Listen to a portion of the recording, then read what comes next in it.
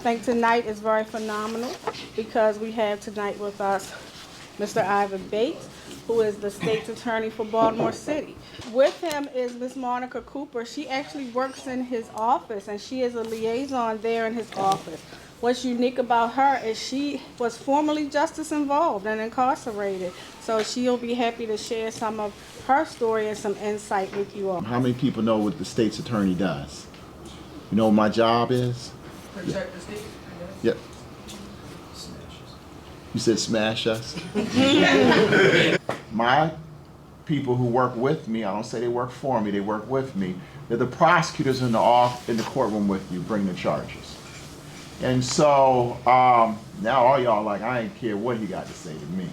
And I get it. My job is public safety, point blank in discussion. If someone was carjacked, someone did a murder, someone did an attempt murder, and there was a victim, I'm here to represent the victim's family or that victim, whether it was you or anybody else. I also feel very strongly about a couple other issues. When it comes to who you are, don't let this second in life define who you're going to be. I think in some ways it's a little different for them to hear from the person who's actually prosecuting them. I think hopefully they got to see that I'm a person who in this office who cares for them. Are you the one that get him to like the green light off us life? So it depends on the charge. For almost most murders, they'll tell me what they are, and either I'll say yay or nay, and then sometimes they'll sit down and say, well, we feel this or we feel that, and then I'll make the decisions. So yes, a lot of times I am that one. What we normally do is we look at your background to see have you had services, have you had programs. One of the reasons that you also here at YDC, we look at your record. Are you going to school? Are you cutting up? What you doing? And so we look at that, and based on that, sometimes we're willing to try to say, hey, you know what, let's take a chance and agree to allow this young person to go back to the juvenile system. It's hard, because I see y'all as young people. I believe that you can be super duper successful. But I also know when I see the victims and the fear that they have, and that they terrified to go out at night because whatever thing happened to them. So for me, it's a balance of saying, you know, what is public safety first and foremost? But I feel myself getting emotional. Because I know what it is to be sitting right there. Also having Monica share her story, I could see their eyes light up because I think they were able to see themselves and have that hope that Monica gave. I came up in a situation where everybody in my house got high. My mother, my father, aunt, uncle, everybody around me was getting high.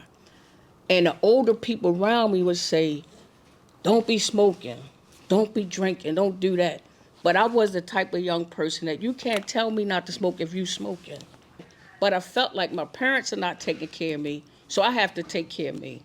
And since I'm a lady, since I'm a girl, that made me have to be even harder. By the time I got 19 years old, my father came to me and he said I'm HIV positive. What? And that was my best friend. He was everything. And for me to share my story, because there's a such thing as redemption, there is a such thing as rehabilitation, there's a such thing as second chances. It caused me to be angry. I was angry at drugs. I was angry at the disease of addiction. I was just angry and I was hurt. So I started running with a group of people, man. These guys were straight killers. And an incident happened and I was left holding the bag. But because I was rolling with these guys and this thing happened, and when homicide came to grab me, when they come to get me, I'm thinking like, man, I can't say nothing. Because if I say something, I know what's gonna happen to me. I know what happened to other people. The first thing came to my mind is I wish I had listened to my parents. I wish I had listened to my mother, because even though they had issues, my mother was a fantastic woman. So what I did was I turned inwardly and I decided when I was on that side, waiting for Judge Ellen Heller to give me that 20 years, I decided at that point, before I even went down to Jessup Cut, I had already made up my mind that I'm going to do different. I'm going to live my life different. I was hoping that they would take something from this process and say, you know what, I do see myself one day becoming the individual in front of me, whether it's a lawyer, whether it's working in the state's attorney's office, but defining what success looks like for them, but really understanding that where they are right now is not going to define who they are. And that was really what I was hoping they would take away from.